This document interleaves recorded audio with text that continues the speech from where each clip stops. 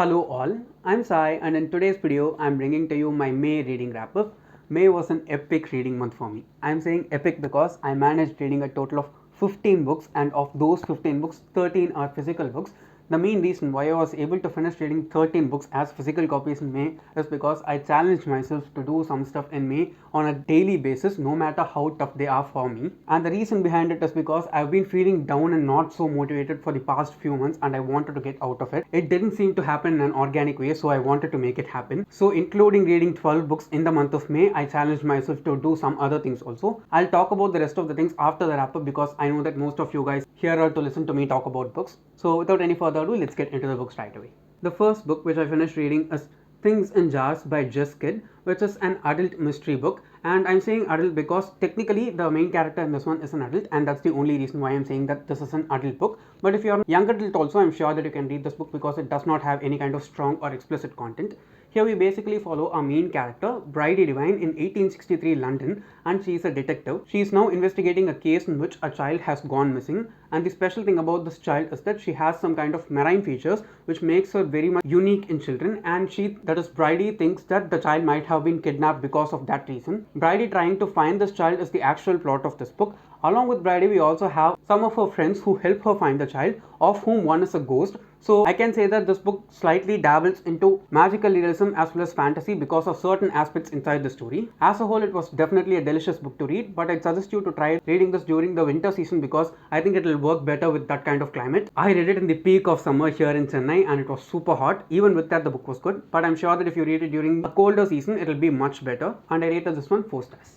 The next one is the first book inside an adult fantasy series, and it is SHAMAN'S Crossing by Robin Hobb, which is the first book inside the Soldier's Son trilogy. Now, this is one of those trilogies that are written by Robin Hobb, which is out of the Realm of the Elderlings series. I want to read that series by her, but before committing myself to read such a long series, I wanted to have a taste of her other series also. So when I found this, which is very disconnected from all of her other books out there, I went forward and started with this first book. Here we basically follow our main character, Neva Burwell, and the earliest stages of his life, starting from his childhood to his new adulthood. For example, I can say that we follow his life for the first 20 to 25 years along with him. The story is partly narrated from third person's point of view and partly from Neva's point of view itself, and I have heard that Robin Hobb's books are slow, but only after reading this one I was able to experience how slow they are. Okay, I listened to the audiobook and followed on with the physical copy for this book, but even with that it took so much time for me to read this book. I'm not saying that in a bad way, okay? I took a lot of time, but it was worth it because the way in which she has developed this character just makes me feel like he's an actual person, okay?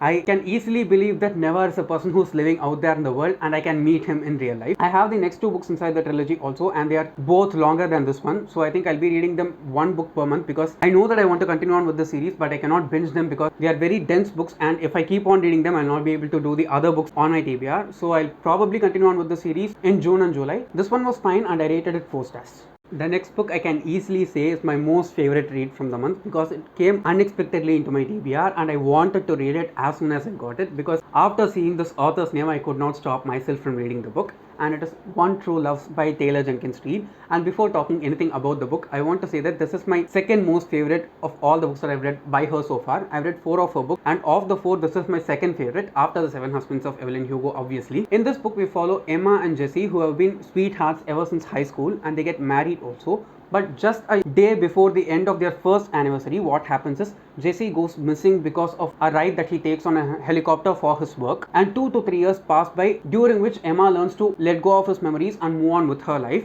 And during this time what happens is there is this other guy who used to be in her past who comes back into her life, and they develop a relationship and she gets engaged to him. After she gets engaged to him, on that particular night itself, what happens is she gets a phone call, and that phone call is from Jesse saying that he was stranded on this island and finally he has escaped somehow. Now Emma has to decide whether the man she married and thought was dead for these past 3 years is her one true love or the person that she is engaged to right now. If a love triangle happens between mature adults, it must be dealt like this one because I've not read any other adult love triangle that was better done than this one. I thoroughly enjoyed this one and I think I will reread it sometime in the future also. It's even very short, so I can probably sit down and read it within a day itself. This came out of nowhere and just has found a place in my heart very strongly, and I obviously rated it 5 stars.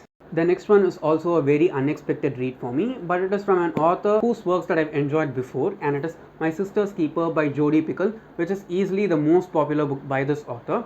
where we follow our main character Anna, who's being born to her parents in order to just help her elder sister who's been suffering from some kind of cancer. And because of that cancer, there are many complications that are happening in her sister's body, and not to just keep her body alive and regenerate her continuously, Anna was given birth to by her parents. She was actually designed genetically in order to fulfill the needs of her sister. Being a child, Anna did not mind that much about these things because she knew that she was helping her sister as well as her parents continuously. But in her teen years, what happens is she sees that she cannot lead her own life comfortably if she keeps on donating her body to her sister. Due to all these things, what happens is Anna sues her parents in order for the right over her own body. The sense of morality in this one was super well done by the author. It is such a great book, okay? And if you're looking for a book club pick, if you are part of a book club, I'd suggest you to go with this book because it'll be great for discussions. Having said all that, I was a bit disappointed towards the ending of the book because I did not like the way in which the author ended the story. Apart from the ending, I think every other aspect of the book was really well done, so I rated it 4 stars. The next one is a supernatural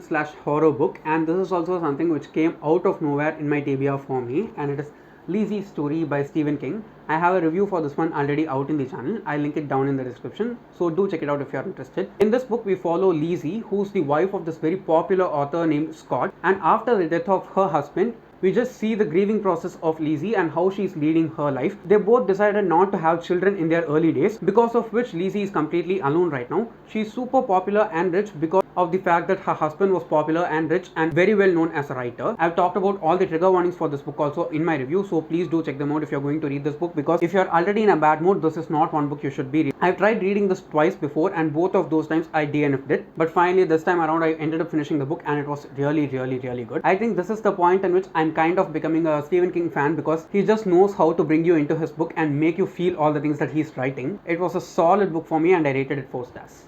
After finishing LISEY'S Story, I was sure that I'll not be able to read anything that is heavy or difficult for me to read. So I just went forward for something which is very light, mellow and happy in its tone. And for that, I took a graphic novel that was available on my TBR, and it is Jukebox by Nidhi Chanani. This graphic novel can be read by anyone who's 12 and over in age. Okay, it does not have anything even that is teen content inside it. It can be read by anyone and it can be enjoyed completely. We follow the story of Shaheen and Tanaz, who are cousins together. And what happens in the beginning of the book is Shaheen's father goes missing because of this time traveling jukebox. Now, if you're a person who's a fan of Western music, I think you'll be able to enjoy this book a lot more, because I was able to see a lot of references to pop culture from very earlier times. I'm not aware of any of those things because I'm not interested in that subject, because of which I was able to learn some stuff from this. But if you're already interested in it, I think it will be even more enjoyable for you. It was just a comfy and cozy read for me, and it was perfect to read after LISEY'S Story. If you're thinking of reading this, I just suggest you to go forward and straight away read it, because it is very heartwarming in its tone. I rated it 4.5 stars. The next one is a YA fantasy book, and it is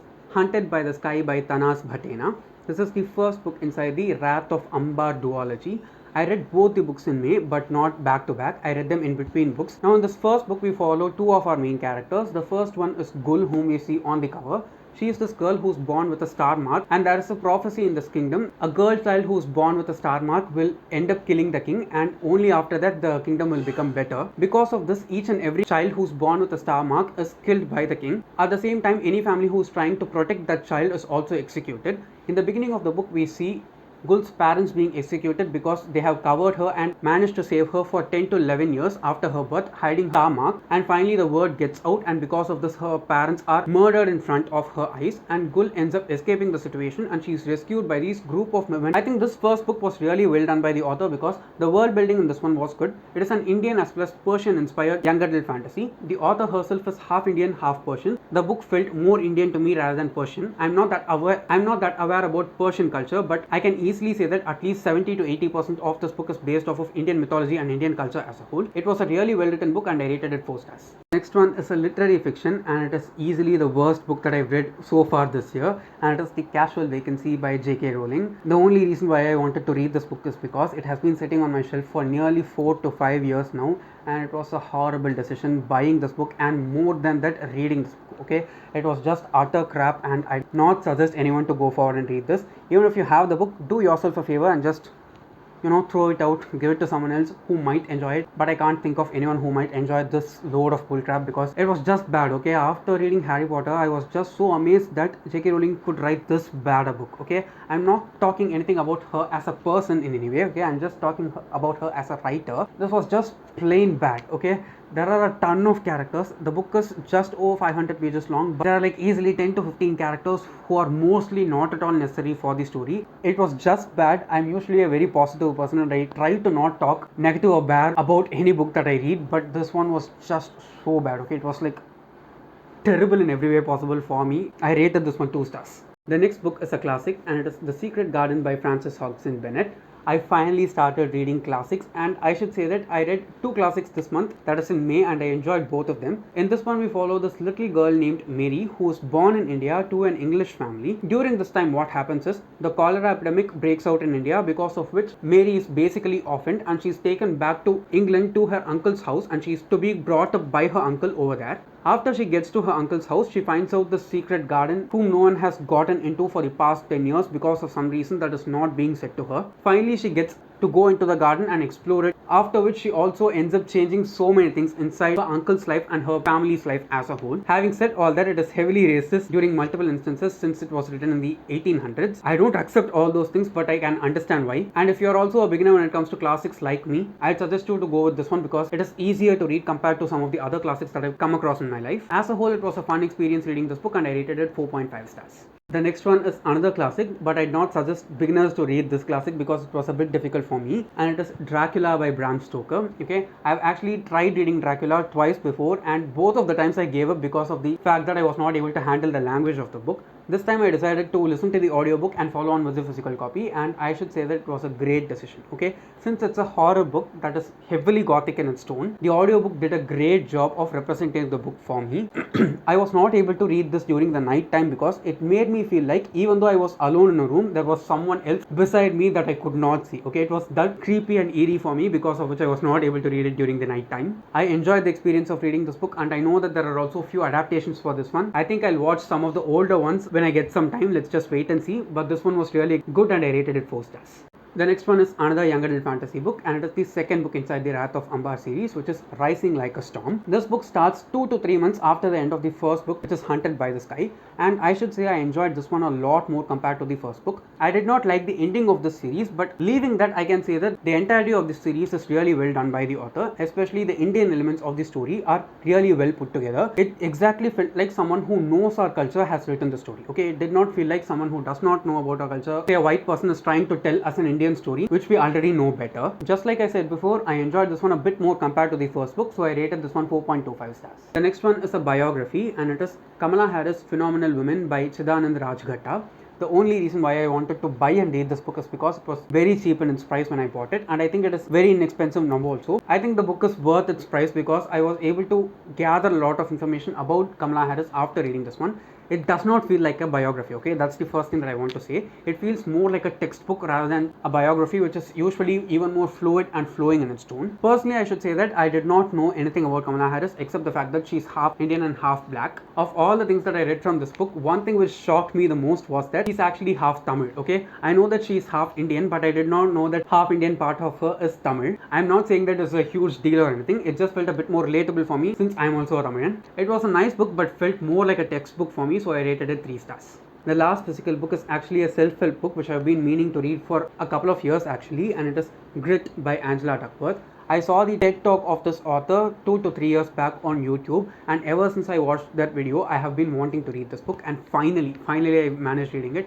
It was a great read, guys. Okay, anyone who's struggling to develop a habit and not being able to see how much capable you are, you should read this book, because I personally believe in the quality of grit, and I believe that more than talent, hard work and perseverance can make us reach all the things that we want to reach. I just finished reading it on the 31st of May, and I'm filming this on the 1st of June. That's why you cannot see any tabs on this book, but it has a ton of highlights inside. I'll try to make a dedicated video based on this book if I think I can do a good job of it. Let's just wait and see. But as a whole, this was just a great read for me, and I think I will be reading it multiple times in the future also. If you ask me, I can easily say that this is one book everyone needs to read in their 20s, because this has the potential to change many lives. It delivered exactly what I expected it to deliver, and I rated it 5 stars. Now talking about the audiobooks, the first one which I finished is actually a YA contemporary book, and it is Saints of the Household by Ari Tison, in which we follow the story of this family in which the father is not right, okay? He has lost his job, because of which he is continuously abusing his children as well as his wife. Because of the state in which their father is, the respect for them inside the society and the community as a whole has also come down a lot. Both of these siblings trying very hard to keep their family together, help each other out, support their mother, at the same time bring themselves up in order to become the people they want to be is the actual premise of this book. It is heavily emotional in its tone, and it does have a trigger warning for domestic violence, so keep that in mind if you're going to read this book. I rated this one 4 stars. And the last book which I finished reading in May is Golden Days by Ruskin Bond, which is just a collection of thoughts from Ruskin Bond expressing that as we grow old, there is no need for us to drop our energies and not do everything that we want to do. He says that he does not believe in the concept of retirement, which is something which I also don't believe in, and I'd suggest everyone to go forward and try it, especially if you're an older person who is feeling not that much motivated to do all the stuff that you want to do. I'd suggest you to go forward and try this one. This is definitely a book which will motivate and inspire you. So if you're a person who's struggling to find motivation no matter what your age is, just go forward and try this book. It is just awesome. So yes guys, that's it for today's video, and if you have read any of the books that I've talked about in this video, please do let your opinions of them in the comments below and we can discuss on them. And if you did enjoy watching today's video, don't forget to give it a thumbs up and also share it to your friends. And if you want to get more content from me, do subscribe to the channel. Thanks for watching and have a great rest of your day.